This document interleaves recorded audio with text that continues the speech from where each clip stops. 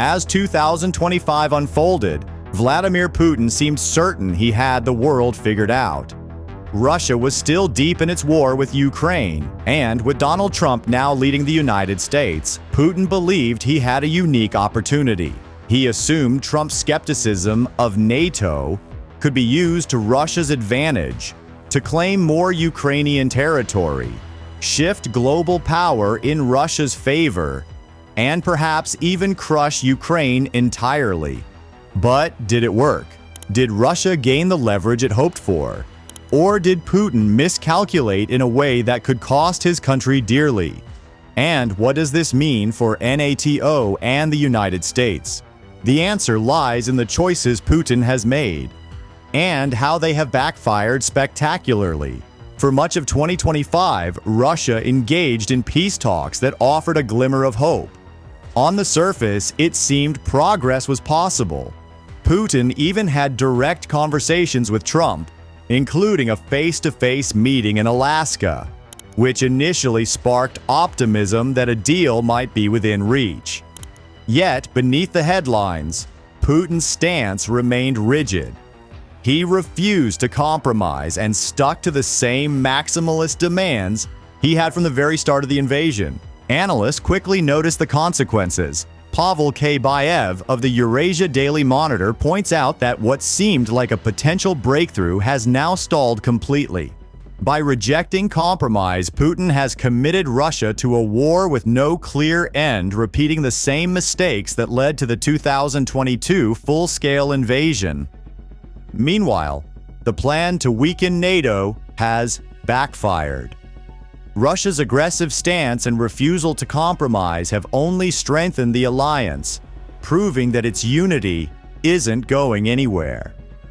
Instead of bending the US or NATO to his will, Putin has exposed the limits of his power and the fragility of his strategy. But the consequences of this miscalculation go deeper, especially when it comes to the stalled peace talks. Those demands have been a major obstacle all year.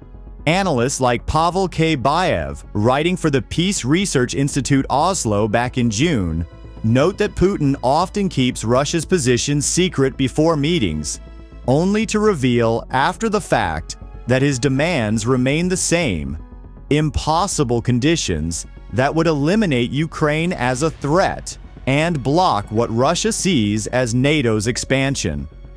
Among his key demands is that the West halt all military aid to Ukraine. This would give Russia the freedom to pursue its attritional campaign, a strategy that might have allowed them to take Ukraine early in the war, if not for Western support. Putin has also demanded that Ukraine end military mobilization and maintain only a minimal army, leaving the country vulnerable to future attacks. Perhaps the most extreme of these demands came after his meeting with Trump in Alaska. Russia celebrated the apparent breakthrough, with Kremlin spokesman Dmitry Medvedev declaring that negotiations were possible without preconditions. Buoyed by that optimism, Putin once again insisted that Ukraine hand over Luhansk and Donetsk, two key parts of the Donbas region. These territories are already the focus of heavy fighting. Russia claims control over much of Luhansk and has waged a summer offensive on Donetsk, targeting the fortress city of Pokrovsk. Donetsk itself hosts Ukraine's fortress belt, a network of heavily defended cities that have become deadly traps for Russian troops. By demanding that Ukraine cede these oblasts, Putin gambles at the negotiating table, fully aware that NATO and Ukraine would never accept such terms. President Zelensky has made it clear that Ukraine will not give in. Even if he wanted to, Ukraine's constitution forbids ceding territory. This legal reality underpins why Ukraine continues to fight to reclaim Crimea, more than a decade after Russia annexed it. Putin's strategy is to set impossible conditions, allowing him to claim that Ukraine is the obstacle to peace. NATO sees right through this, recognizing that the real goal is to prolong the war indefinitely, a tactic Bayev has repeatedly highlighted. This endless conflict strains Ukraine and NATO alike. Countries supporting Ukraine financially and militarily continue to prepare for possible future confrontations with Russia, while Moscow gains nothing except growing international frustration. Putin's intransigence has only hardened NATO's resolve, making the alliance more alert to his expansionist ambitions. But Russia didn't stop at making impossible demands in negotiations. By September 2025, Moscow had shifted its focus, pushing the boundaries even further with direct incursions into NATO territory. These actions outside Ukraine were drawing far more attention than anything happening inside the war zones, signaling how far Russia had strayed from its original goals. The pattern began on September 10th when Russia sent 19 drones into Polish airspace. Poland, like every country involved in the coming incidents, is a NATO member. Most of the drones were shot down and none posed a real threat.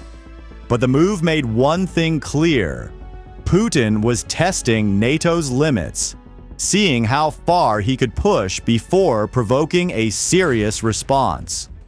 The provocations continued. On September 14th, Sweden scrambled jets to intercept two Su-30 fighter planes carrying anti-radiation missiles, while Denmark intercepted an IL-20 signals intelligence aircraft. Though this activity occurred over neutral territory above the Baltic Sea, the threat was obvious. These planes had no reason to be there except to intimidate neighboring NATO countries like Lithuania, Latvia, Finland, and Estonia. On that same day, a Russian Garand drone crossed into Romanian airspace. It caused little damage, but its presence inside NATO territory was another clear signal.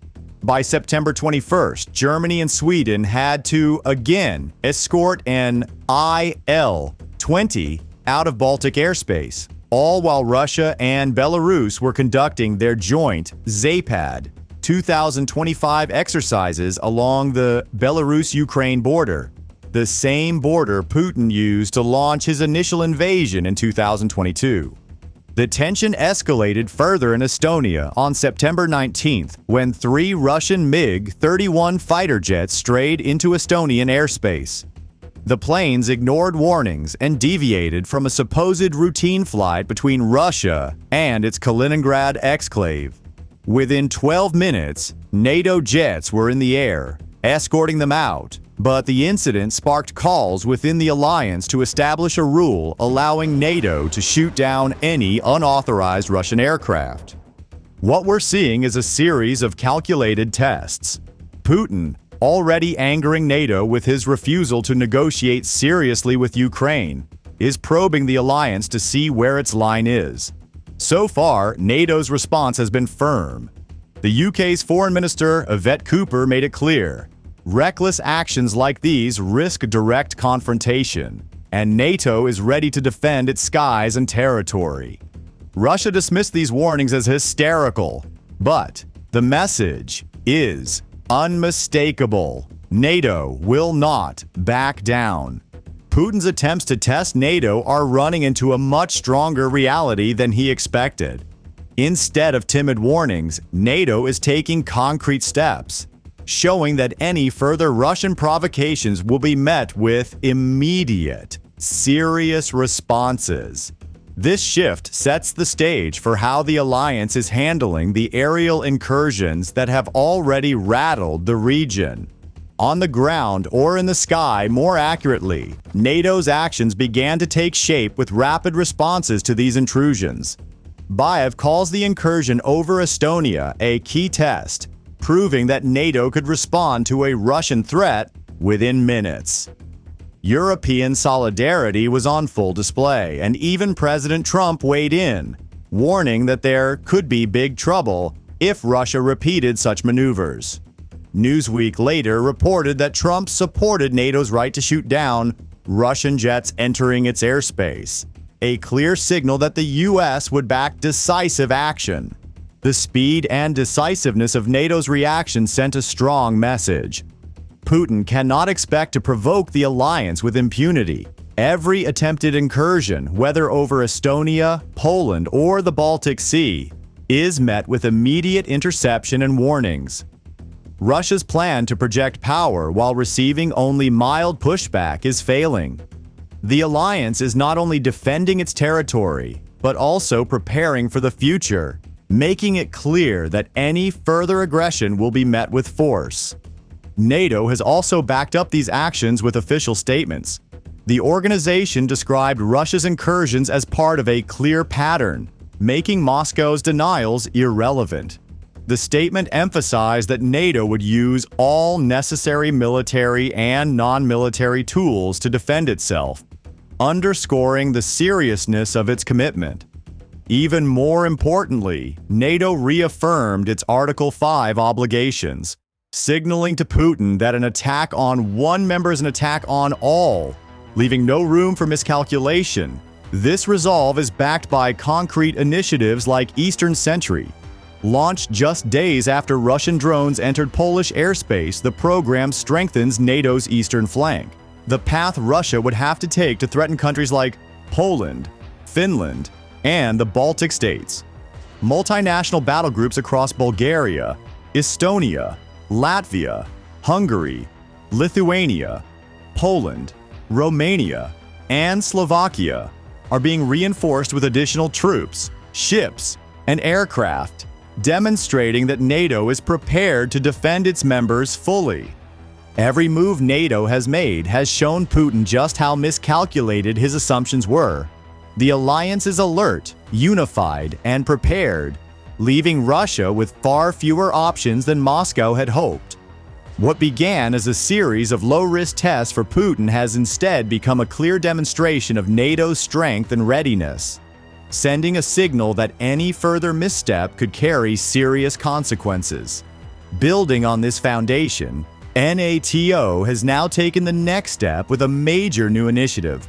That step is Eastern Sentry, announced by NATO Secretary General Mark Rutte and Supreme Allied Commander Europe General Alexis G. Grinkowicz. The program is designed to strengthen the alliance's eastern flank in every possible way.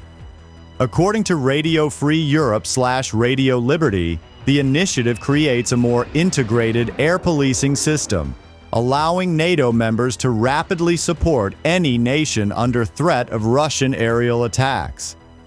Resources from missiles to anti-drone technology are now linked across the eastern flank, improving coordination and response time. Eastern Sentry builds on the earlier Baltic Sentry operation, which was launched to counter alleged undersea sabotage by Moscow. Several NATO countries have committed significant assets. France is sending Rafale fighter jets, Germany 4 Eurofighters, the UK Typhoons, and Denmark and Italy additional fighter jets, with Denmark also deploying a naval ship. The Czech Republic, Spain, and Sweden have contributed helicopters, troops, and other resources. NATO unity on this scale is precisely what Putin hoped to avoid. But the reality is that his provocations have only reinforced the alliance's cohesion. This strengthened posture ties directly into the larger picture of global power Putin hoped to reshape. After his Alaska meeting with Trump, Russian commentary had celebrated the possibility of forming a multipolar world, where Russia, China, and the US would share influence in their respective spheres. In that vision, Russia would dominate Eastern Europe and Central Asia, but those hopes have crumbled. US support for NATO is firm, and Russian optimism has turned to unease. Analysts like Baev note that Russian commentary now frames the conflict as an ongoing economic war, rather than a purely military one. That economic dimension is key. Russia's military-industrial complex, which expanded rapidly after the Ukraine invasion, was once seen as a driver of growth. The Kremlin boasted of 4.3% GDP growth in 2024, fueled by state funding and credit. But as Baev points out, this overgrowth comes at a cost. It suppresses other sectors and guarantees a crisis. when war-driven spending declines. Putin's refusal to pursue peace keeps this wartime economy running, but it also turns it into a ticking time bomb. For NATO, this presents an opportunity. While Russia continues its aggressive campaigns, the alliance can wait for its adversaries' resources to erode, weakening the country from within. NATO doesn't seek perpetual war. It wants peace. But it is fully prepared to support Ukraine and respond if Russia achieves any battlefield victories. Over time, the strain of a wartime economy could leave Russia far weaker, potentially allowing NATO to achieve strategic goals without a direct large-scale conflict. Meanwhile, intelligence reports show that Putin is still planning for conflict against NATO, forcing the alliance to remain vigilant. Eastern Sentry and the broader defensive posture ensure that NATO is ready, not just for today's provocations, but for any escalation that might come tomorrow. The combination of military readiness, economic leverage, and strategic unity sends a clear message. Russia's aggressive ambitions will meet resistance on every